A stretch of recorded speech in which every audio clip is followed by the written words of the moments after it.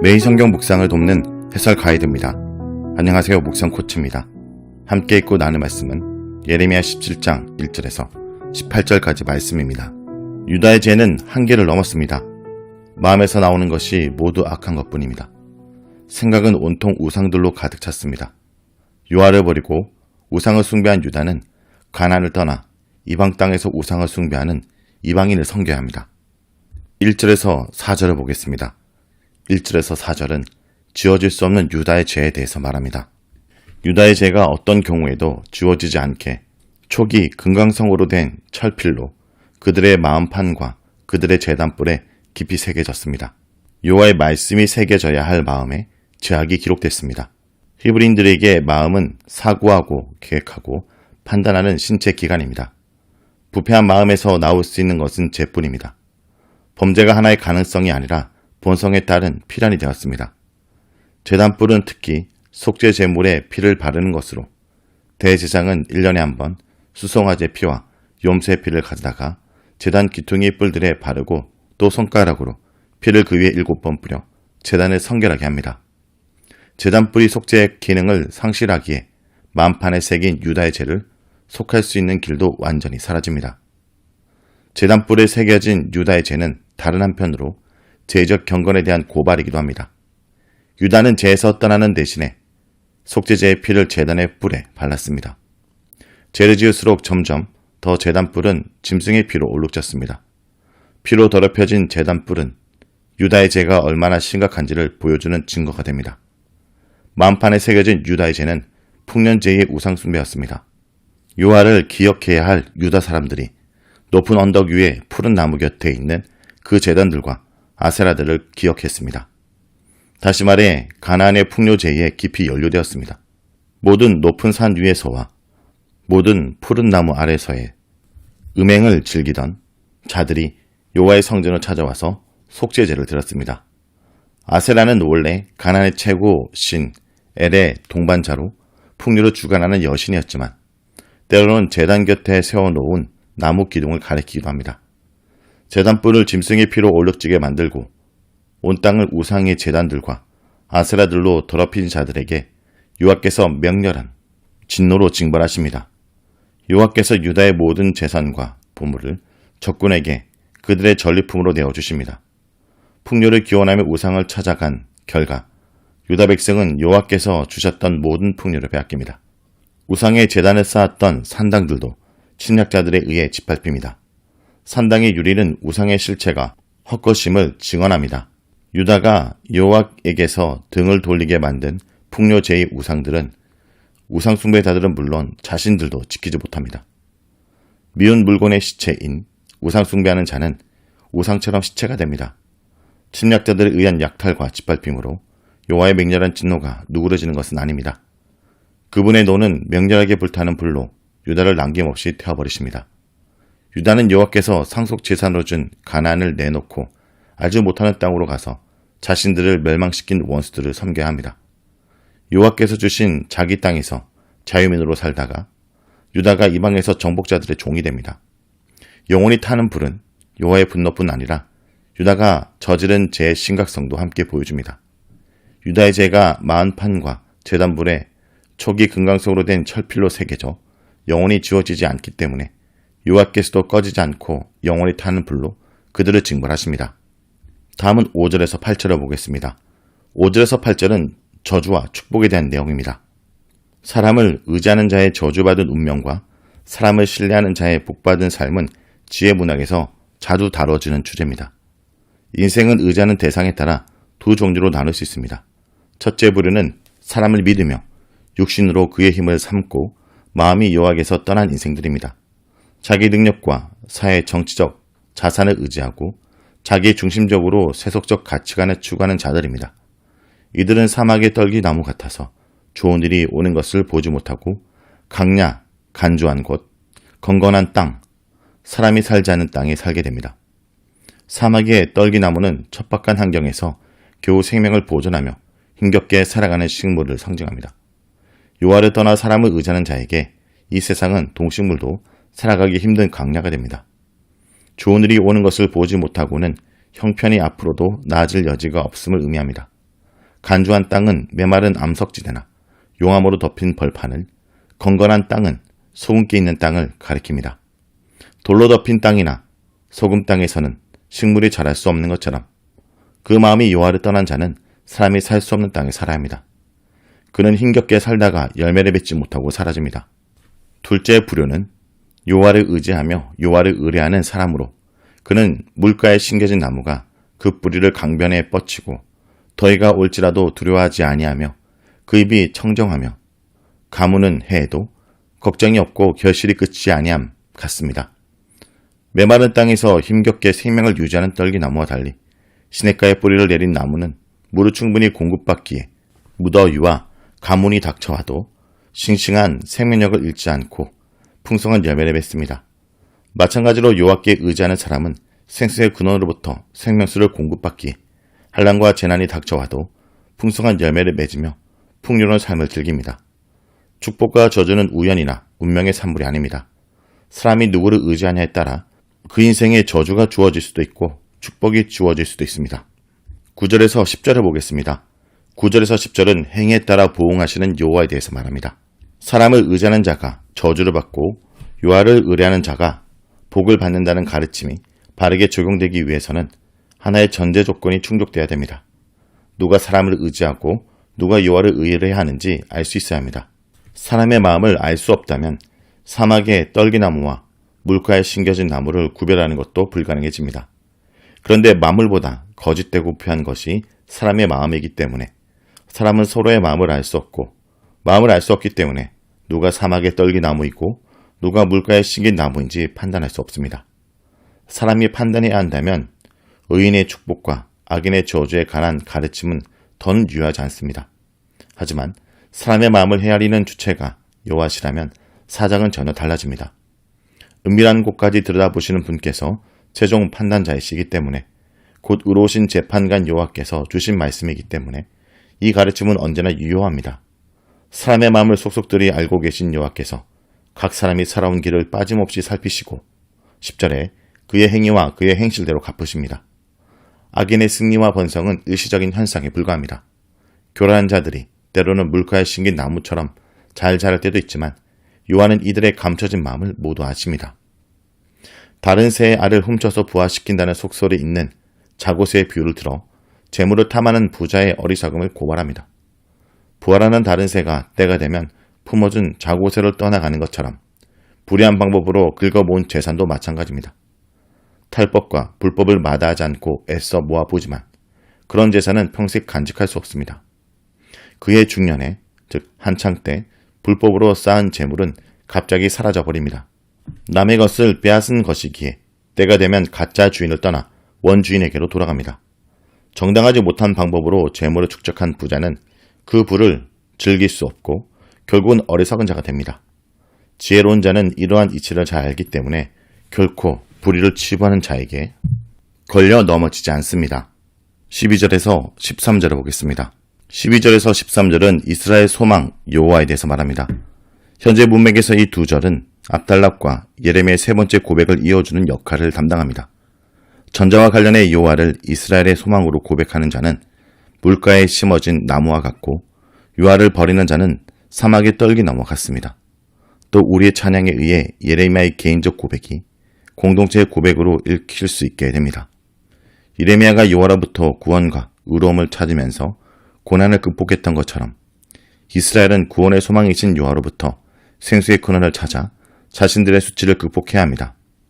우리는 여호와를 영화로우신 보좌여 시작부터 높이 계시며 우리의 성소이시며 이스라엘 소망으로부터 부르며 그분의 왕권을 찬양합니다. 예루살렘의 성전 신학에 따르면 성전은 여호와께서 현존하시는 곳입니다. 성전 지성소의 벽과 중앙으로 펼쳐진 두 그룹의 날개는 여호와의 보호자를 상징합니다. 왕이신 여호와께서 두 그룹의 날개에 앉아 세상을 통치하십니다. 그분의 왕권은 처음부터 드높았습니다. 누구의 도전도 허락하지 않는 흔들림이 없는 왕권입니다. 시편 93편 2절에 이렇게 얘기합니다. 주의 보좌는 예로부터 견고히 섰으며 주는 영원히 계셨나이다. 영원부터 영원까지 왕이신 여호와가 바로 이스라엘이 소망을 두어야 할 뿐입니다. 이스라엘 미래는 우상이나 사람에게 있지 않습니다. 예루살렘 성소에서 왕으로 통치하는 요아에게만 있습니다.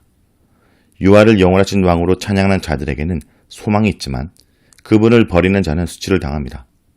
생수의 근원이신 요아를 떠나서는 수치와 멸망과 재앙만 있을 뿐입니다. 흙의 기록이 되오니 라는 것은 죽을 운명이 되다로 이해하는 것도 가능하지만 병행하는 수치를 당할 것이라 와 관련해 덧없음과 허무함의 비유적 표현으로 읽는 것이 더 낫습니다. 땅바닥에 쓴 글자가 바람에 불면 흔적도 없이 사라지는 것처럼 이들의 운명도 그럴 것입니다. 또 넓은 문맥에서 보자면 흙에 기록하다라는 것은 1절에 마음판의 세계다에 연결되기도 합니다. 마음판에 새겨진 유다의 죄는 어떤 경우에도 지워지지 않고 흙에 기록된 요아를 버린 자들의 운명은 바람의 흙먼지가 날려가듯 자취도 없이 사라집니다. 다음은 14절에서 18절입니다. 14절에서 18절은 예레미야의 세 번째 고백입니다. 예레미야의 탄식은 찬양에 곁들여진 치유와 구원의 강구로 시작합니다. 14절에 나를 고치소서 그리하시면 내게 낫겠나이다. 나를 구원하소서 그리하시면 내가 구원을 얻으리이다. 요아 때문에 당하는 부끄러움이기에 요아만이 치유할 수 있습니다.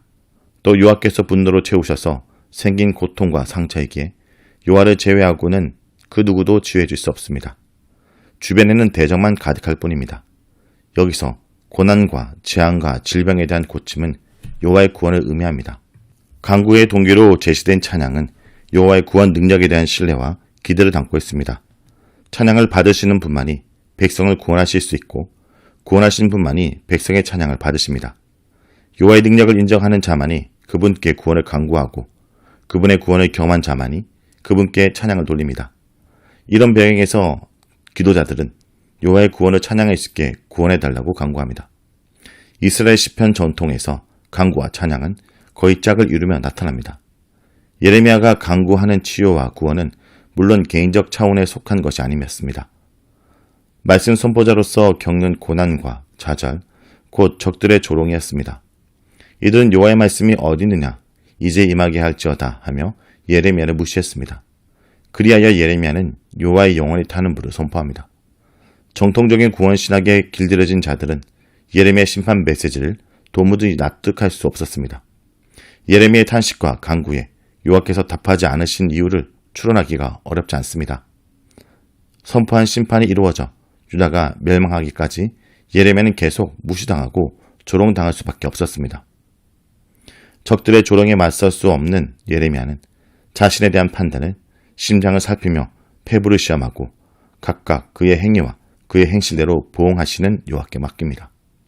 자신의 무죄를 변호하기에 앞서 먼저 나는 목자의 직분에서 물러가지 아니하고 주를 따라 싸우며 라고 하고 자신의 성실함을 주장합니다.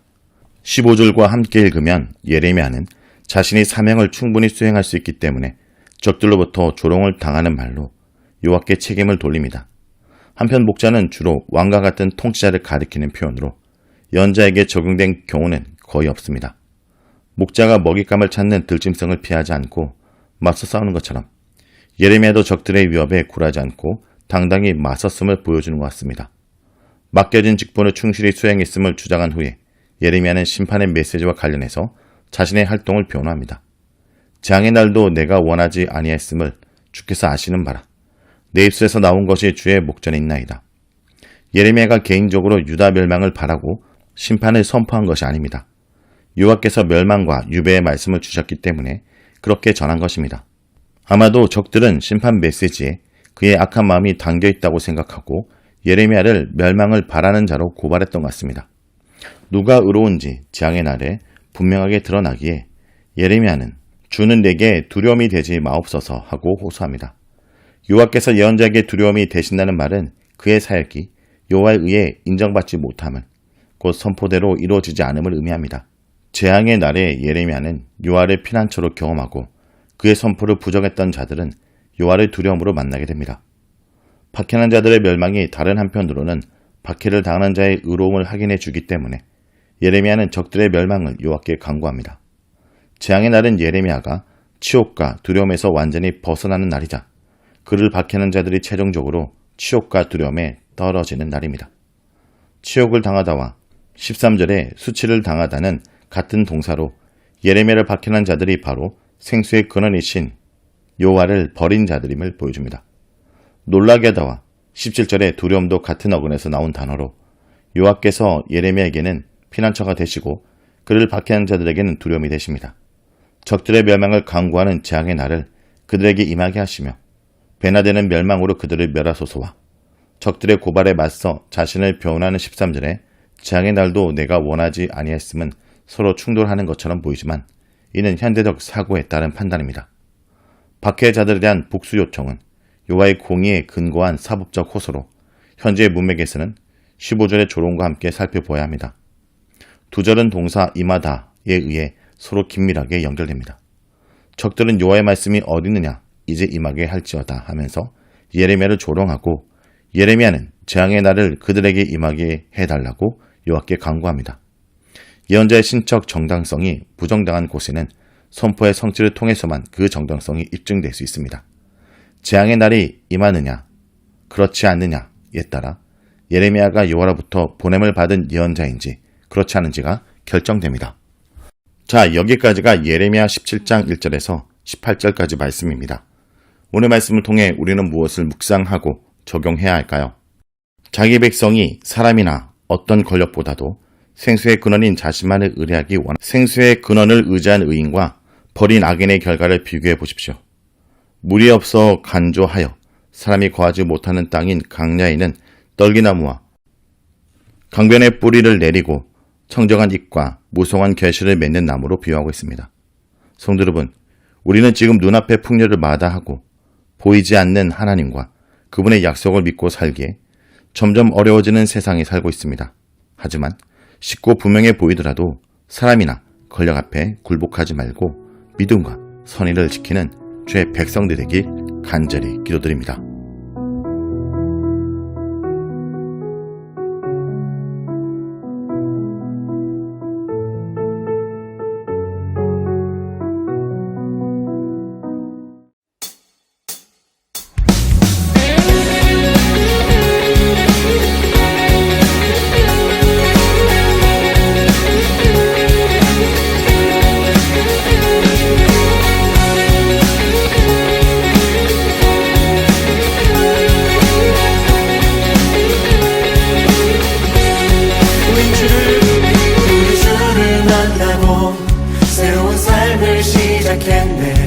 모든 것을 할 수 있을 거라고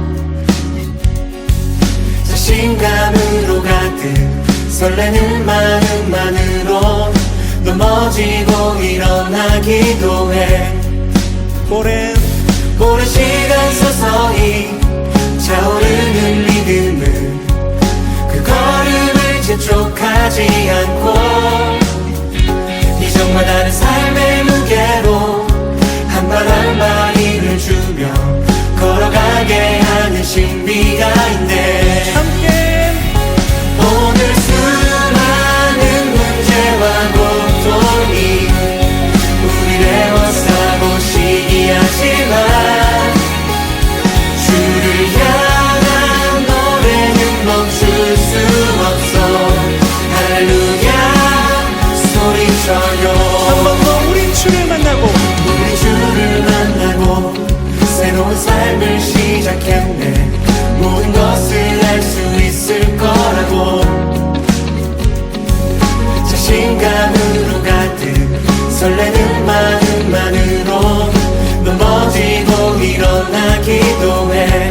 오랜 시간 서서히 차오르는 믿음은 그 걸음을 재촉하지 않고 이전마다는 삶의 무게로 한 발 한 발 힘을 주며